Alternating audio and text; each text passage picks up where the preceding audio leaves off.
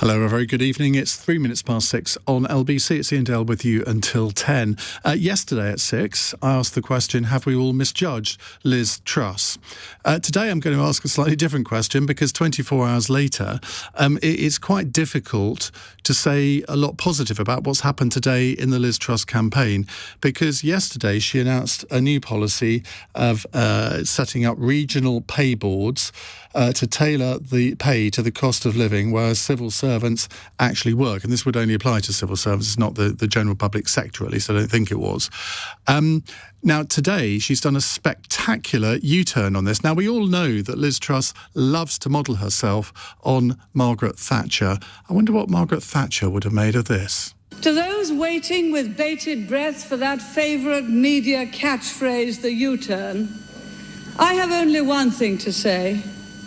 U-turn if you want to.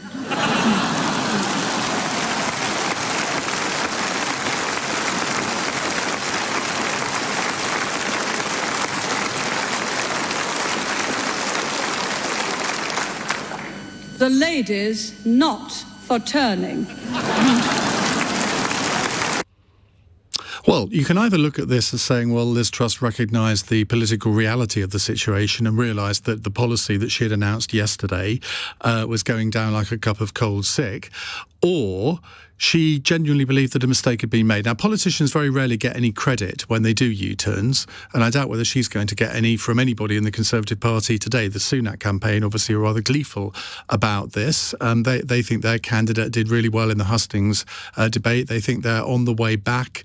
It looks as if the polling shows that the race is much closer than we'd all thought. Well, that's what the Sunak campaign are telling us anyway.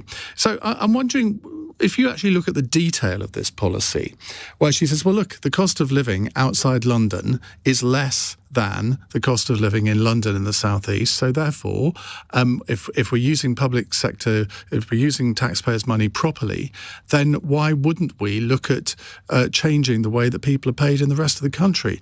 Now, the accusation is this is the antithesis of levelling up.